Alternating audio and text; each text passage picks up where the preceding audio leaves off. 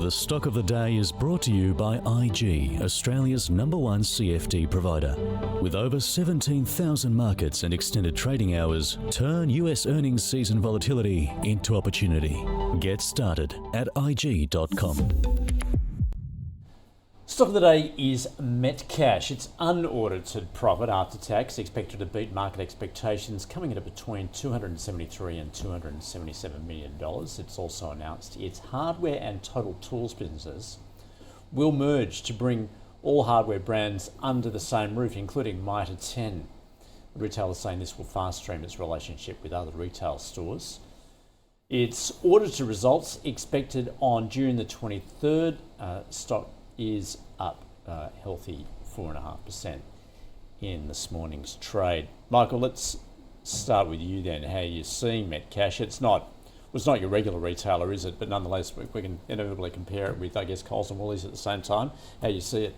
Yeah, I mean, so Metcash, this is probably the second update in a row where they've sort of exceeded market expectations, and that's a pleasing outcome for shareholders. There's obviously some decent operational momentum in the company.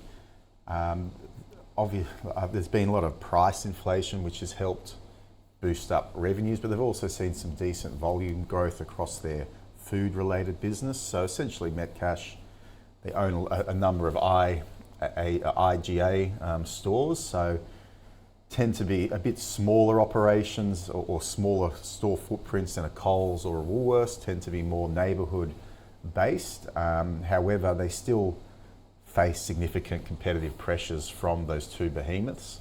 And that for me has always been something to be a little bit worried about. They did a good job in establishing the hardware part of the business to diversify away from being purely reliant on the grocery side of things. That Mitre 10 business had historically been quite good, but has had tougher times in more recent years where margins have been under pressure. And today's update looks to suggest that management are trying to take steps to overcome some of the softness that's been playing out in the hardware space over the last 12 months or so. I think Metcash would probably view the fact that interest rates are falling, the potential for a housing market pickup could ultimately be a positive for them in that hardware business, as do-it-yourself type investors start to be a bit more active in that property space with fixing the house up and building granite flats, those kind of events which tend to improve the sentiment around hardware. But it's not a business we own, we've never owned it. We still fear that broader competition from Coles and Woolworths, but it's hard to say sell it today after what has been the second good update in a row. So from my standpoint, going to go with a hold. Speaking of competition, what about in the hardware space, obviously coming from Wesfarmers, Bunnings? Yeah, I mean, obviously Bunnings has been the jewel in the crown for Wesfarmers in many ways, although even on their end, things have started to slow down quite significantly when looking at Bunnings. It's still a very profitable and growing business, but those rates of growth have started to slow considerably, and perhaps that's a symptomatic of the conditions that have been prevailing, but it'll be interesting to see how they report come August.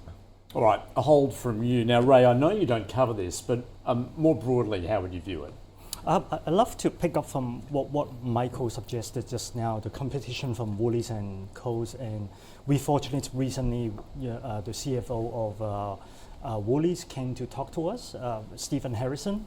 What I want to leave you is one point. He sounds a lot more relaxed.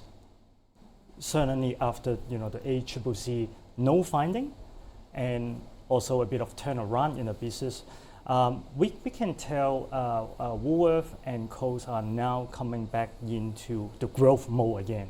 So the reason we speak to the CFO, of course, Woolies have a new CEO that pushing through the new strategies. So the CFO being able to pretty consistent telling us what's happening with Woolies. They certainly have strategies in place to execute. The first thing they do, of course, is to cut down the price on some of their own branded product, and they're likely to be accelerating in other areas, especially in automation.